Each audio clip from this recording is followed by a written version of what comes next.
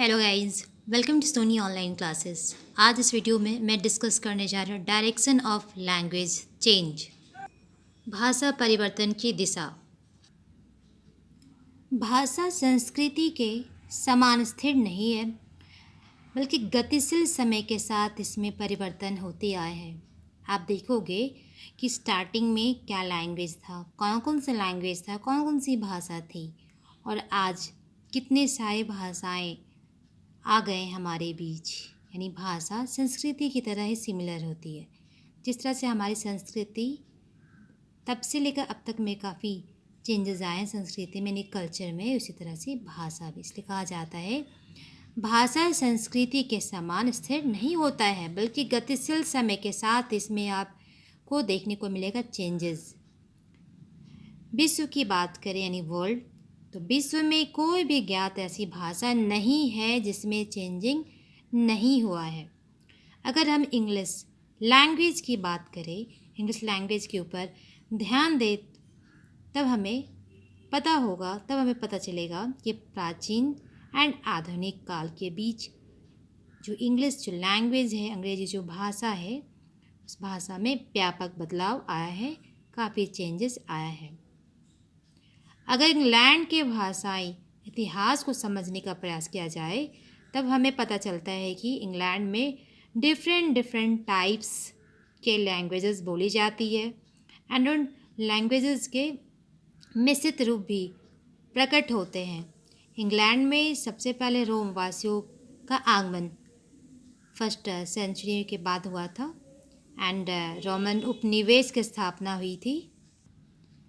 उस समय इंग्लैंड में रोमन लैंग्वेज का प्रचार प्रसार हुआ, लेकिन रोमन साम्राज्य के पतन के बाद जर्मनिक भाषा के प्रयोग करने वाले लोगों का आगमन इंग्लैंड में 5वीं सदी बाद हुआ है। जर्मनिक जो लैंग्वेज है, तो जर्मनी लैंग्वेज में आप देखोगे सक्सॉन्स, एंजल्स, फ्रेजियन, ये सारी लैंग्वेजेस का यूज़ वहाँ पे लोग कर रहे थे। इन बाहरी लोगों को स्थानीय लोगों के साथ युद्ध करना पड़ा था। स्थानीय लोग उस समय सेल्टिक भाषा जो है, सेल्टिक लैंग्वेज, इसका यूज़ करते थे, एंड इस युद्ध के कारण ही सेल्टिक जो लैंग्वेज है इसका यूज़ करने वाले इंग्लैंड के नदन पार्ट में बस गए, एंड वहाँ पे बसने के बाद वहाँ ये लोग स्कॉटिश भाषा का यूज़ करने लगे थे। एंड स्कॉटिश भाषा जब ये यूज़ कर रहे थे, तो उसके बाद अन्य लोग जो थे वेल्स एंड कार्नवाल में जाकर बस गए। जब 4th सेंचुरी आया, तो उसके बाद आयरलैंड से गैलिक लैंग्वेज के यूज़ करने वाले लोगों का आगमन स्कॉटलैंड में हुआ। तब एक मिश्रित भाषा, मिक्स्ड लैंग्वेज का विकास हुआ, इसलिए इस भाषा का नाम क्या हो गया, स्कॉट गैलिक दिया गया। गैलिक और स्कॉट दोनों लैंग्वेज को मिला दिया गया, तो कौन सी भाषा बन गई, स्कॉट गैलिक लैंग्वेज। यह लैंग्वेज अभी भी इंग्लैंड द्वारा बोली जाती है। अगर आप जाओगे इंग्लैंड तो देखोगे वहाँ पे लोग स्कॉट गैलिक लैंग्वेज यूज़ करते हैं। 5th सेंचुरी एडी से लेकर 11th सेंचुरी एडी, जो ये जो ड्यूरेशन है, तो इसे हम क्या बोलते हैं, एंशिएंट इंग्लिश लैंग्वेज पीरियड। यानी यह लैंग्वेज जो है आपका स्कॉट गैलिक इंग्लैंड में अभी भी बोला जाता है, एंड 5th सेंचुरी से लेकर 11th सेंचुरी के बाद जो ड्यूरेशन है, भाषा वैज्ञानिक प्राचीन अंग्रेजी भाषा का पीरियड मानते हैं। प्राचीन अंग्रेजी भाषा यानी एंशिएंट इंग्लिश लैंग्वेज पीरियड मानते हैं। जर्मनी जो लैंग्वेज है, इसका यूज़ करने वाले आक्रमणकारियों द्वारा इंग्लिश लैंग्वेज के डेवलपमेंट में इम्पॉर्टेंट रोल प्ले करता है, एक महत्वपूर्ण अपना योगदान दिया है। अधिकांश इंग्लिश लैंग्वेज के शब्दों का मूल रूप जर्मनिक लैंग्वेज से लिया गया है। ऐसे बहुत सारे एग्जाम्पल्स हैं जो इंग्लिश जो वर्ड है एंड जो जर्मनिक जो रूट है वो भी आपको देखने को मिलेगा। जैसे example English word Germanic root man, तो जर्मनिक रूट में देखो आप किस वर्ड में लिखा गया है, किस स्पेलिंग में। मैन स्पेलिंग यहाँ पे वुमेन है, वहाँ पे देखो चाइल्ड का हाउस, इट, ड्रिंक। तो ये सारे वर्ड्स इंग्लिश वर्ड के हो गए जर्मनिक रूट।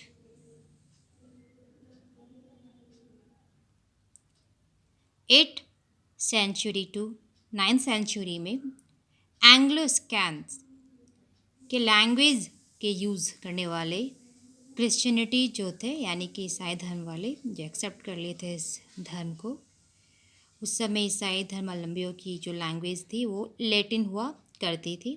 जैसे का अंग्रेजी लैंग्वेज के बहुत सारे वर्ड्स, यानी कि डिक्शनरी में बहुत सारे लैटिन वर्ड्स ऐड हो गए थे। एग्जाम्पल में bishop, candle, church, priest, school, ये सारे एग्जाम्पल्स है जो कि इंग्लिश डिक्शनरी में उस वक्त सारे वर्ड्स आ गए थे, लैटिन वर्ड से डिक्शनरी में आ चुके थे। ये वर्ड लैटिन लैंग्वेज से लिए गए हैं।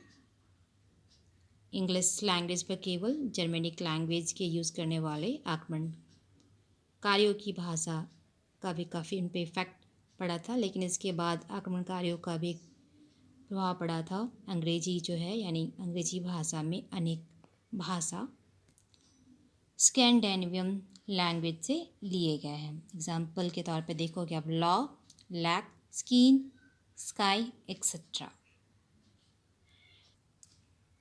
इंग्लैंड में 8th सेंचुरी से 10th सेंचुरी तक ईस्टर्न पार्ट में विकिंग्स का शासन था, उन्हीं का रूल था। ये लोग स्कैंडिनेवियन लैंग्वेज का यूज़ करते थे, जिसका इफ़ेक्ट इंग्लिश लैंग्वेज पर काफ़ी पड़ा था।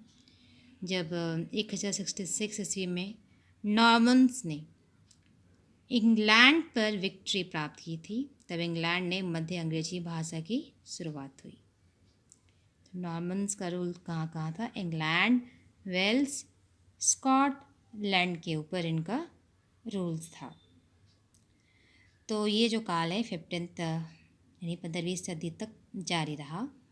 इस ड्यूरेशन में संपूर्ण इंग्लैंड एंड अधिकांश वेल्स एंड स्कॉटलैंड में नॉर्मन का शासन स्थापित हुआ। इस ड्यूरेशन में फ्रेंच इंग्लैंड की लैंग्वेज बन गई थी। साथ ही साथ अभद्र लोग फ्रेंच लैंग्वेज का यूज़ करने लगे। जो अधिकांश ग्रामीणों एंड कृषकों की लैंग्वेज है वो इंग्लिश ही बनी रही। इस युग में अंग्रेजी भाषा के ऊपर फ्रेंच भाषा का भी प्रभाव पड़ा, यानी कि फ्रेंच लैंग्वेज का भी इफ़ेक्ट पड़ा।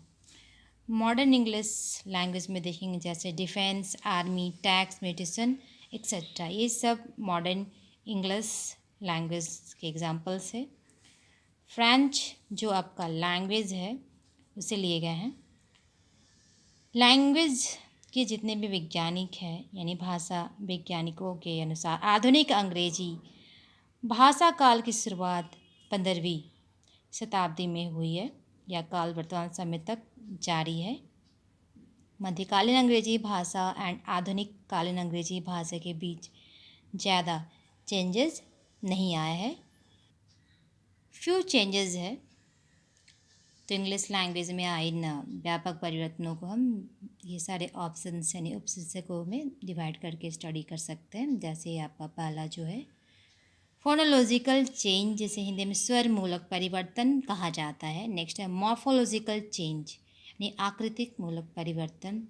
नेक्स्ट जो आपका है सिनेटिकल चेंज है आपका सिंटैक्टिकल चेंज यानी कि वाक्यगत परिवर्तन कहा जाता है। नेक्स्ट है सीमेंटिक चेंज यानी अर्थगत परिवर्तन कहा जाता है। नेक्स्ट है लैक्सिकल चेंज यानी कोश विषयक परिवर्तन कहा जाता है। तो ये सारे पॉइंट्स है जो इंग्लिश लैंग्वेज के हैं। यानी प्राचीन काल और आधुनिक कालीन में अंग्रेजी भाषा के व्यापक बदलाव आए थे, चेंजेस आए थे, जो यहाँ पे आपको देखने को मिला। सो गाइज, इस वीडियो के थ्रू आपने देखा डायरेक्शन ऑफ लैंग्वेज चेंज।